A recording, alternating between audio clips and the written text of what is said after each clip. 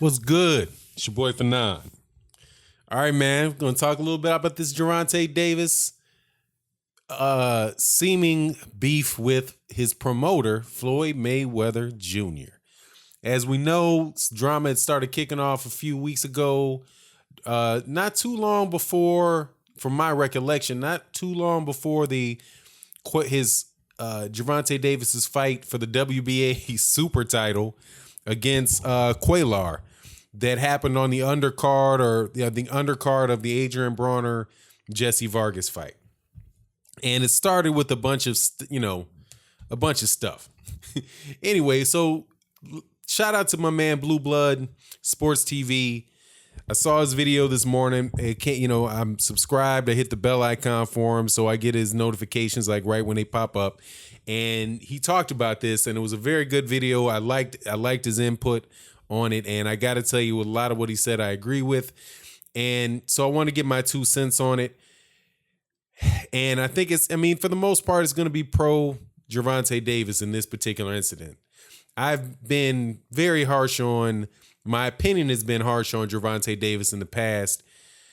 You know, him missing weight, having a difficulty making weight with Liam Walsh bout fight, and then the issue that took place with Francisco Fonseca with him missing weight and losing his weight on the scale. You know, he's gotten into altercations with people at boxing gyms, the whole Tevin Farmer thing, all these things that made me believe that this kid was, a kid, right? And I've always said that, hey, man, when kids do things, kids have to mature. And making bad decisions and doing things is, it's part of life. But when you get to being 42, 43 years old, acting like a kid, that's something else altogether, right? So I'm going to go through what the tweets that he said and get my thoughts on it. And before I do that, though, I'm going to do a live stream a little later on. I hope that you would subscribe and hit the bell icon so you can participate in the live stream. We really do have very good discussions in the live stream. Also, thank you to everybody that donated in the last live stream for and helps it through the Patreon, through the Venmo, the Super Chat, and the Patreon patrons. Thank you very much for supporting the channel. We take the money and we use it to help youth sports programs. Now, that said, you can see here what this says. Why everything I do, this man want to tell Al everything. I buy something he want to tell. I do something in my personal life he wants to tell, but I don't. But he doesn't support me when I fight. Shake my head. He takes pics, and then an hour later he takes pics of my tags to see where I get my car from, how much I paid for it, and everything. I'm under someone that just doesn't want to see me win. Now, all right. Like I said, man, I've been tough. I haven't been tough on Gervonta Davis. I have literally no effect on what Gervonta Davis does in his life. But, in talking about it with boxing fans and subscribers to the channel, I've been saying for a while, I thought that Gervonta Davis needed to grow up, man. But he's 23 years old. And he was 22, I think, at the time I made the video. So, of course, he needs to grow up. He's only 22, 23 years old. And you're going to make mistakes in life. I made a bunch of mistakes when I was 23, 30, 35. Who keeps going, right? A bunch of mistakes. And you do learn from your mistakes. Now, I do believe that the best way to learn is from other people's mistakes. It's much better to see somebody else get their hand burned on some fire and know that you don't want to stick your hand in the flame than it is for you to say, oh, I see he just got burned. Let me see if I can stick my hand in the flame and if it'll burn me. Right? So the one tweet you can see before this, which is maybe a few days before it, is he said you have to make mistakes to learn from them. That particular tweet, which I didn't show, I don't agree with. But when you start saying things like everything that I do, this person wants to tell Al Heyman. Now, Al Heyman is the guy that runs the PBC. He's the manager, advisor of Gervonta Davis, right? And a guy that Gervonta Davis looks up to. Now, when you start, if Gervonta Davis had not made a very positive step forward, then I would say, okay, that makes sense. You continue to keep your eye on a guy that you're working with. to make sure that you know if this guy is going to be continuing to be risky, if you're going to have to really wonder about him. So, but what he's accusing him of following him around about seems real petty. Like, who cares? If he wants to buy a car, he can buy a car. That's his business. If he wants to date a girl, whatever, that's his business. What you buy, what you do with your money, that's your own business. That's how that he is a grown man. That is his money. He can do what he wants to do. So following, if what Gervonta Davis is saying is true, and he's following him around, and he's basically taking the information that he sees, because it can't be Floyd Mayweather Jr. doing it himself. I doubt very much Floyd Mayweather Jr. is riding around Baltimore trying to take pictures of his car. I would have to assume that would be somebody else doing it. Somebody else that he pays, some friend, somebody that he knows there. Floyd's got enough money, to find somebody else, somebody that can follow him around. Hire a private eye, something like that, to take pictures and see what he's saying, see what he's up to. And then he shares it with Al Heyman.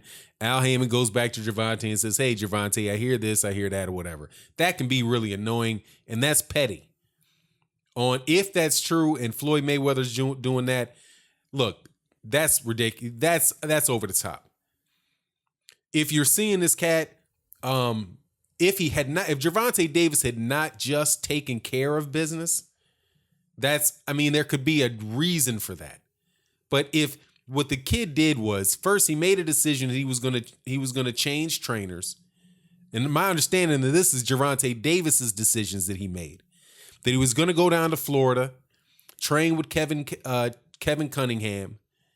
He does that. He comes in to 130-pound fight. I think he weighed 128 or something like that for that 130-pound fight. He weighed in like almost a pound or 2 pounds underneath the weight limit. He comes into the fight, looks good in the fight, takes care of business in the fight very, very well, right? Against a guy that I thought, even though Cuellar was moving up in weight, he's still a very tough, rugged fighter from what I had seen. He gave Abner Mares a very good fight, and Gervonta Davis just walked in there and completely destroyed the guy. So, mission accomplished. He won the belt.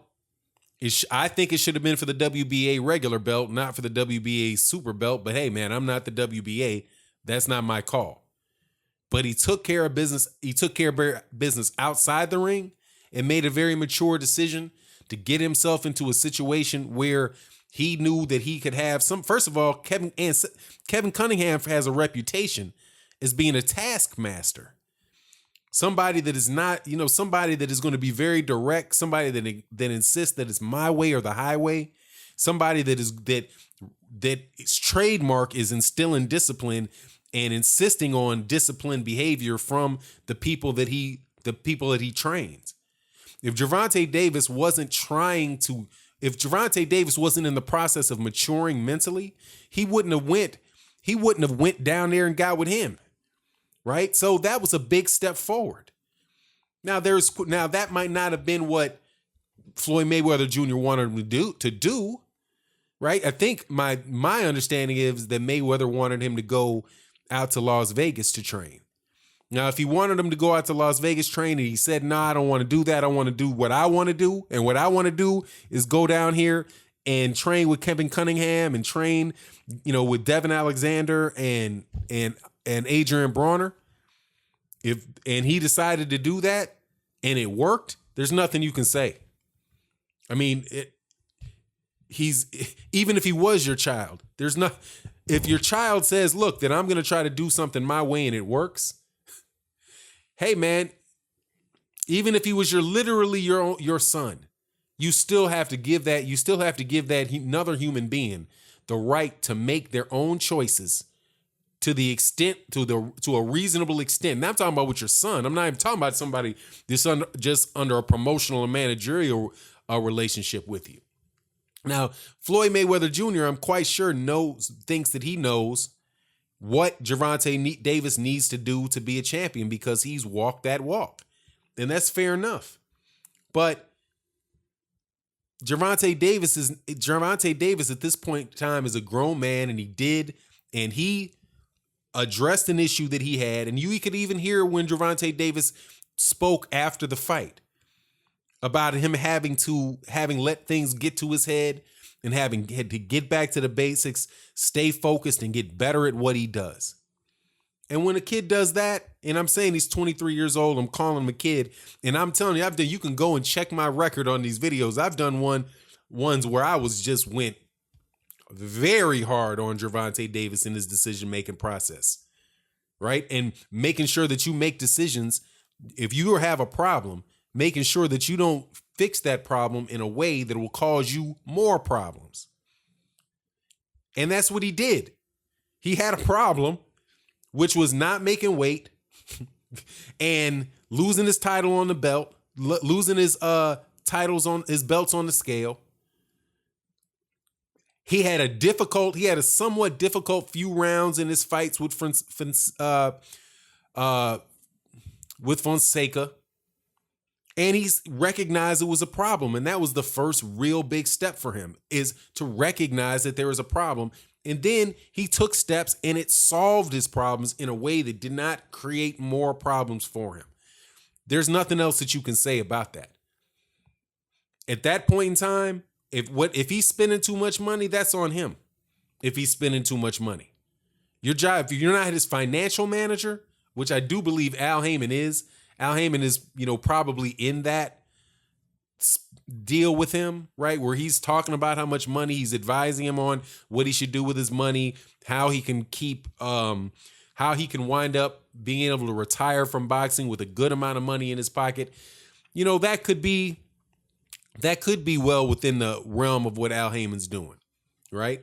I don't know, but if Floyd Mayweather's the one that's kind of following behind and letting Al Heyman know what he's doing and trying to create a rift between Al Heyman and Gervonta Davis, then that's something where, the 42, 43-year-old guy needs to grow up. If just because he doesn't want to listen to you, and he's even acting like, when he's saying, look, I don't want to fight Lomachenko just because you're telling me that I want to fight Lomachenko. I'm going to do what I want to do, right? I want to go this way with my career. If he doesn't want to do that and you're his promoter, then hey, man, the rules, what I believe the promotional rules should be, or the purpose of a promoter, hey, man, that applies to you as well. Sell the fights. Because honestly, man, as a promoter, Gervonta Davis at this point in time probably doesn't even need Floyd. Because one, Floyd's not the best. Floyd is, in my assessment, is more into promoting Floyd Mayweather than he is any of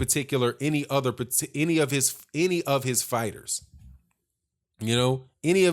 He's more into promoting himself than he is promoting his fighters. And that's just from the outside looking in.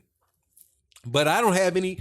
Now, the one thing that does get me, and I think this is something even, I have to mature and come to understand that, times change. I was raised never to put things on paper if you absolutely positively did not have to. If you don't have if you're mad at a girlfriend, or if you're mad at somebody, because when I was Gervonta Davis' age, I think email was just starting to come out.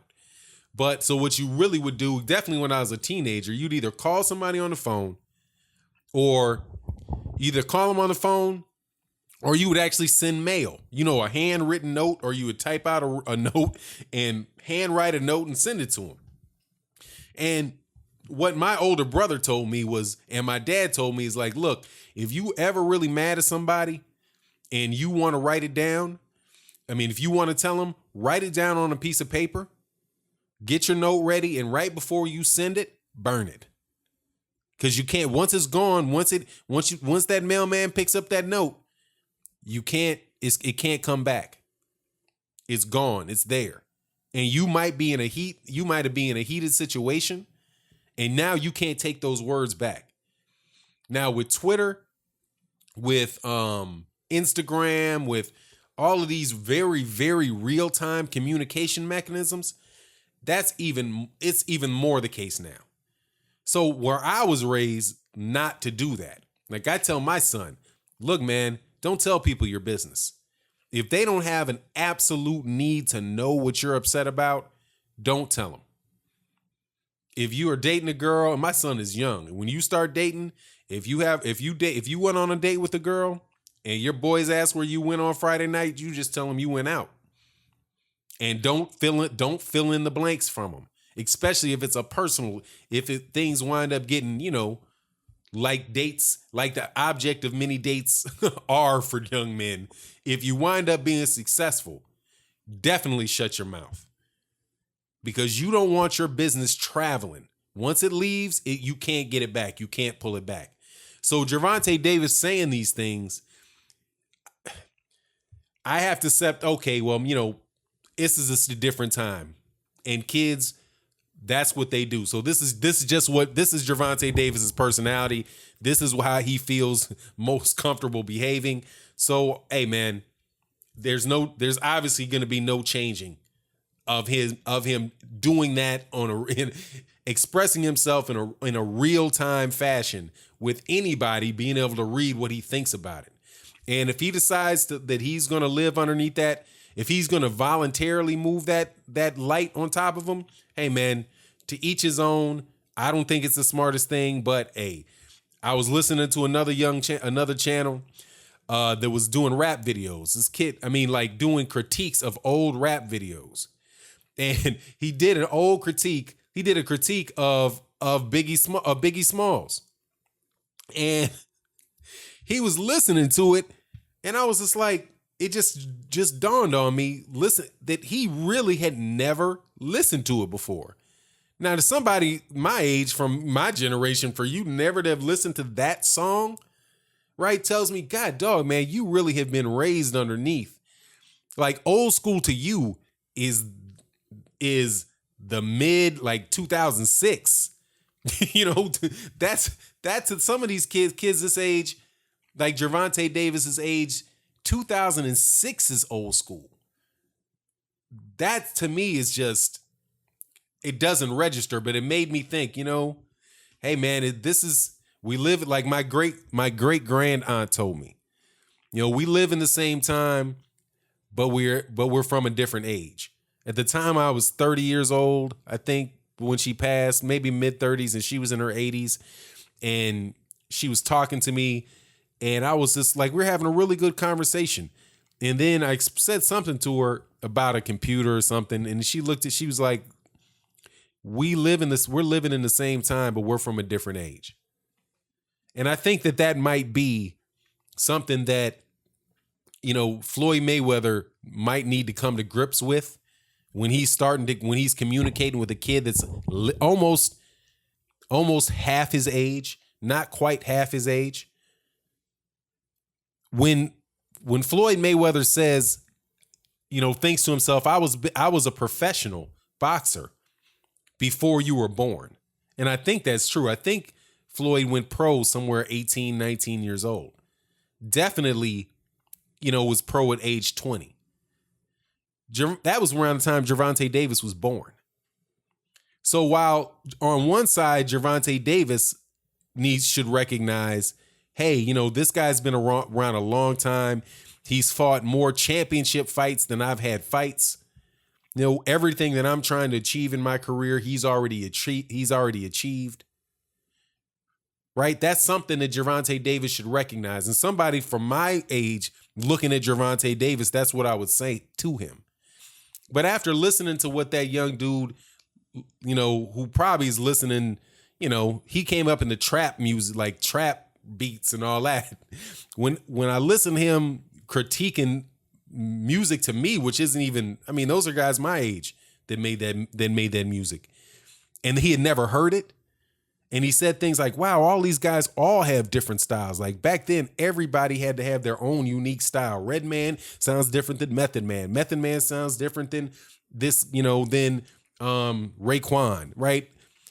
I was like, wow, man, he really sees the world from a different viewpoint than I do. Because we're living in the same time, but we're from a different age. And I think Floyd Mayweather Jr. owes that to Gervonta Davis. Gervonta Davis is not going to follow Floyd Mayweather Jr. around. He's not going to be the type of kid. None of these younger guys that are going to They're not going to do that for Floyd. They're not the contemporaries with Floyd. They're not going to hang out with Floyd. They don't talk like Floyd talks. They're not. Floyd is a 40-year-old man. They see him as they see him as super old school. And it is their time. It's not his time in the ring anymore. It's Gervonta Davis's time. It's Ryan Garcia's time. It's even the guys that are in prime, Deontay Wilder's time. And I think that it's time for Floyd to recognize that, man, and just kind of go off into his own, man, because Floyd understood that when it comes to Muhammad Ali, but he might not understand it the other way, looking at Gervonta Davis. And with that, I'm out. Peace.